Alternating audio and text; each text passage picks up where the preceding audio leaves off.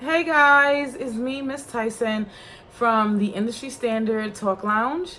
And I am here with a little video. I wanted to come to you guys and, give my little 2 cents coffee talking about one, two, or maybe three little topics really quick. But before I do that, let me say this. I am currently out of town. If you guys don't know, New York City, born and bred. And right now I am in Colorado Springs visiting my husband's cousin.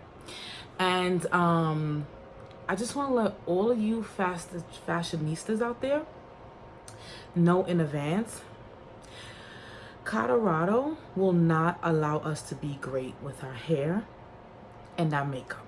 Okay? I'm just letting you know, just giving you a heads up. They're not trying to let us be great out here. I mean, in New York, even in the sweltering heat, my foundation and my hair stay laid, okay? I've been out here for half a day, and all I did was go to lunch and come back and, went to a certain, dispensary. And it's like I've been running through the mountains. They just not trying to let us be great. It's not trying to let us be great. Just letting you know in advance. Anyway, moving on. Also a little bit about my trip to Colorado. Funny little story before I get into my coffee talking topics. So my husband's cousin owns a boudet. So for those of you who don't know what that is, it's the little shower machine that sits on the toilet. And it's supposed to clean you, after you use the toilet.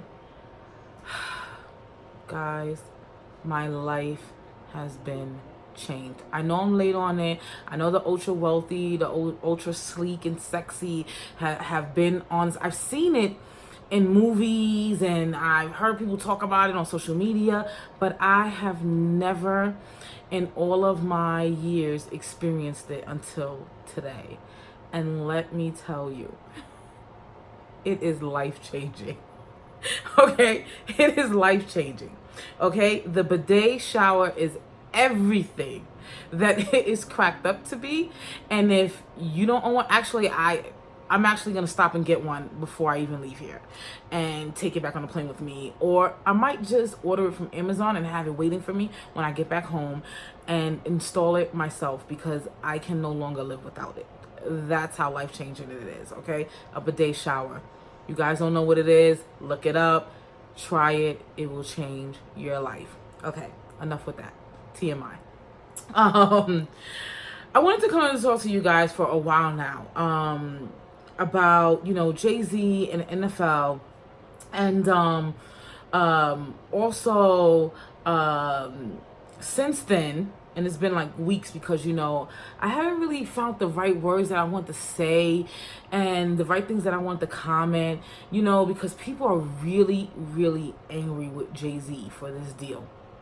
And I've spoken to several different people. No one's really on my side, objective of the deal and the situation. So I've heard, a lot of people's voices on Twitter and whatnot, and just random people that I know. And everybody's pretty much against it, When it comes to this issue, I've always had, and the issue being the NFL, I've always had a dual feeling about it, because on one instance I definitely wholeheartedly absolutely want to support Colin Kaepernick in his quest to kneel and bring awareness to police brutality amongst our young black men. Not only young black men, our black men out here in these streets. I didn't give birth to a black man, but I have many in my family, and I really, really love you guys. And what has been happening over these years, not even over these years, I mean since slavery, has just been really, really disrespectful. So I am 100% in favor of Colin Kaepernick for that. However, when the whole ban came about, to ban the NFL, I was a little leery about it because I do support Colin Kaepernick, but at the end of the day, I'm a football fan, right? My team is Green Bay Packers. Yes, I'm a cheesehead. Um, um, you know, I also watch the NFL draft every year, and I see how life changing, being a part of the NFL is for these young, black boys. And I want to support them too. I want to support the Russell Wilsons. I want to support, not just Colin Kaepernick, not just, the kneeling. I want to be able to support, the black NFL players that, that this is their career. You know what I mean? I want to be, in unison with them as well. So I've always had kind of like a double kind of like, mixed kind of feeling about it. However, this deal with Jay-Z, I've gone back and forth, and I want to say that it's a way for us to have a seat at the table, because I don't know him to have a history of completely selling out. I don't know him personally at all, but just from what he has done for the black community with no accolades, no publicity, no, he sent tons of young black men to college. He has, put out a documentary, about, young black boys that have been slain in the streets, due to police brutality. He has paid for people's funeral. I mean, he has gotten attorneys and have fought for prison reform, which we know affects, our black men heavily. So I don't really know him to just, I know a lot of people say that he's selfish and he's all about money. He never said he wasn't. He never said that he wasn't. And I like the fact that he does what he does without making a huge spectacle of it. So when something like this, at the beginning, he is in charge of the halftime show moving forward, right? I feel like he's in a different echelon now. You can't just go and just buy an NFL team. You kind of got to play the billionaires boys game, right? I would like to think that he's doing this for a bigger cause, because at this stage in his life, with his age, his experience, and his wealth, I don't think that this is about money. I think this is more about power. I think he wants to be known as the first African American man to own an NFL team. I think this is all about power. I don't think, Jay-Z's got enough money to last him a lifetime, right? And this is solely my assumption, my opinion. I wasn't at the table. I wasn't, part of the deal, but I'm going to sit back and I'm going to watch a little bit more. Usually I'm quick to give my comments on stuff, but this particular situation, I don't feel confident enough to speak boldly on it. So I'm going to sit back and watch a little bit more. And that's my take on that. Moving forward to the Dave Chappelle special, Sticks and Stones. He was very, very outspoken, very frank. He seemed to speak from his, soul, from his personality, from who we know him to be, right? Some of it, I thought it was funny. I feel this is going to be a video where I'm like indecisive all over the place. Sorry about that, but I'm speaking my truth, and you guys know I only tell you guys the real. That's on my mind. That's my opinion, etc., etc. Okay. With the Dave Chappelle special, I did laugh. I'm not gonna lie, especially when he was calling Jussie Smollett Juicy Smollett. Okay, I died. Okay, I died laughing. I'm not gonna lie. However, on one end, I feel like he's a comedian. His job is to make us laugh at things that offend us, things that hurt us, things that depress us, things that, make us uncomfortable. He is supposed to, it's his job to make us laugh at those things, right? So that we can kind of escape from that reality for that 1 hour, for that, 90 minutes, or however long the special was. But on another note, I feel like there's so many other things that you can talk about in a stand-up that don't offend people to the core. I am not part of the LGBTQ, community. I was born, a woman. I've always felt like a woman. I love being a woman. And I have wholeheartedly my whole life only and solely been attracted to men.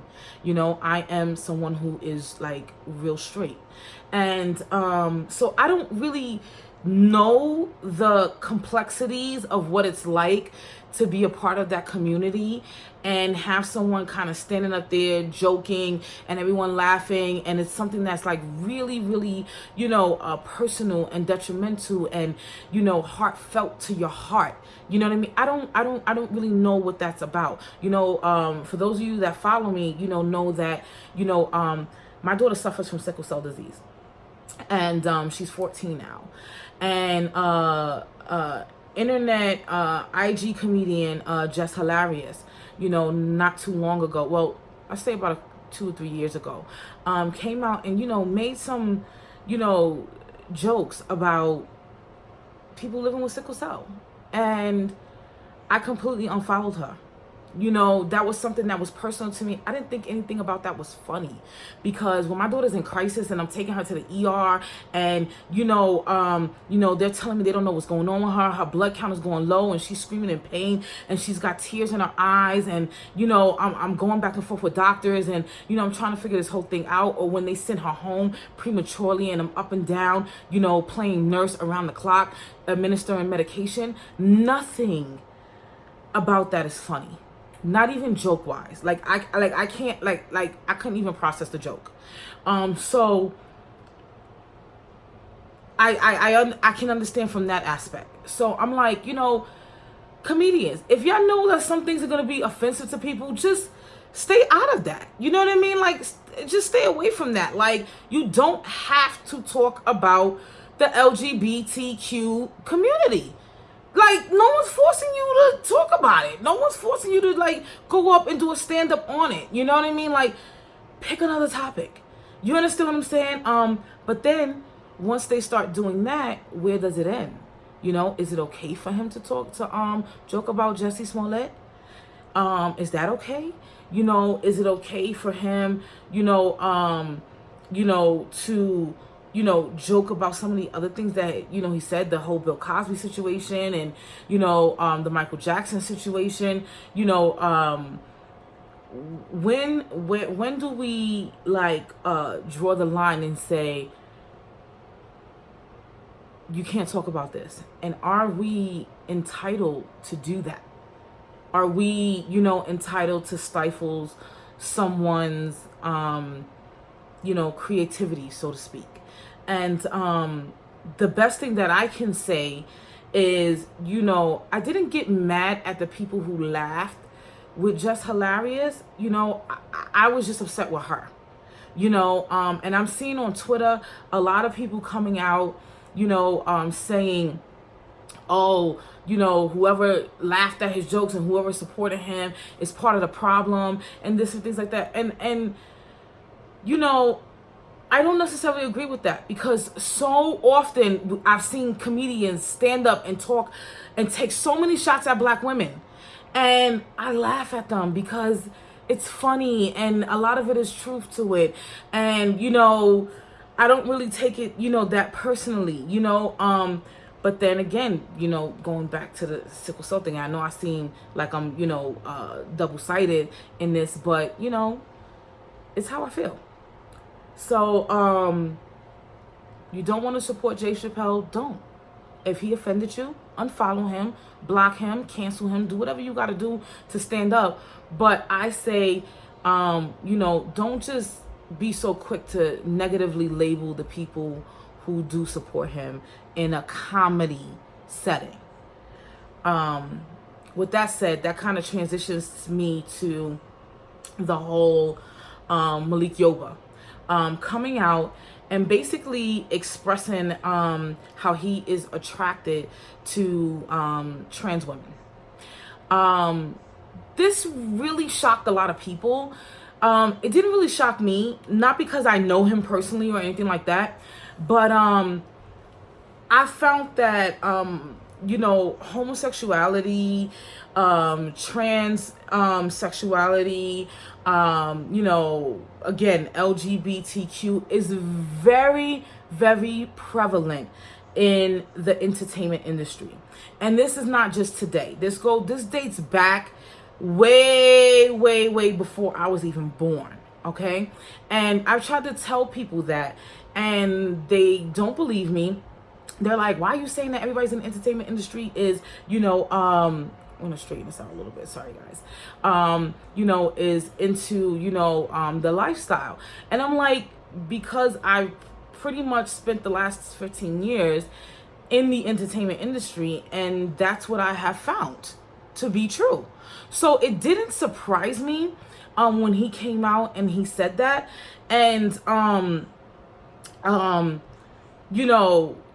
that's his truth. And for him to come out and share it with the world, that was his decision. There's no right or wrong way to analyze that. That's his personal situation, right?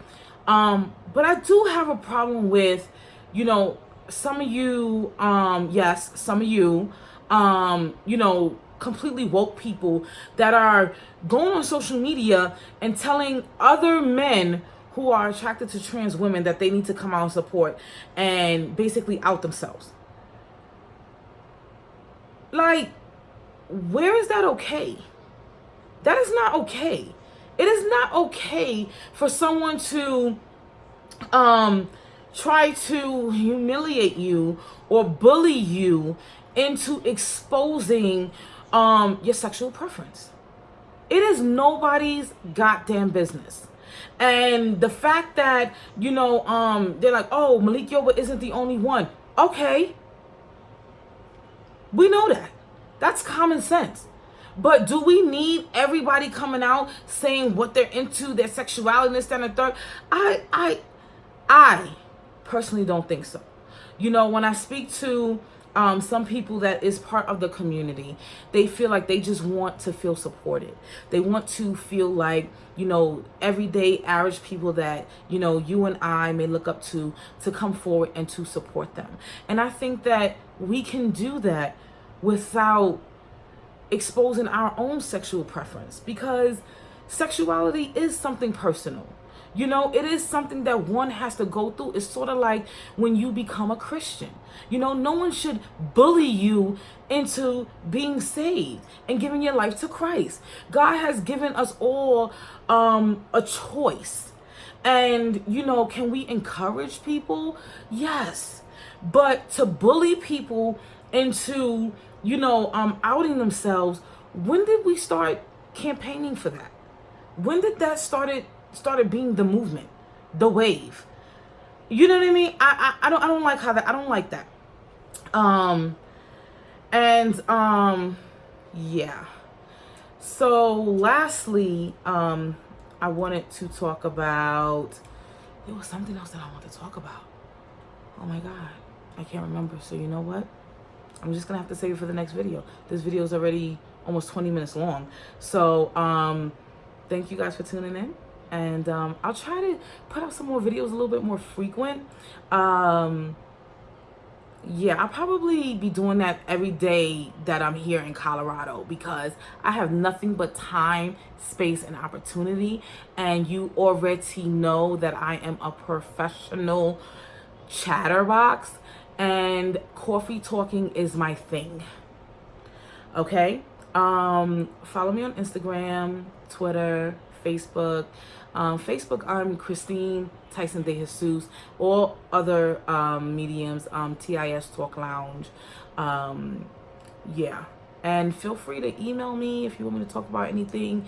Also, if you want me to shout you out, if you have any questions, or even if you want to come on and chat with me, I'm willing to, I always love company and a guest, somebody to kind of chit chat with. Maybe the next video I'll do will be with my husband, Jose Pitolo Music De Jesus, because people are always telling us that our chats and our commentaries back and forth is hilarious. So maybe my next thing will be with him, but he's got a foul mouth and he's disrespectful, so I'm a little nervous about that. So I'll try it out, and if it does not go as planned, I will not be posting it. Yes. So again, thank you guys for tuning in. It's your girl, Miss Tyson, and I'll be back soon.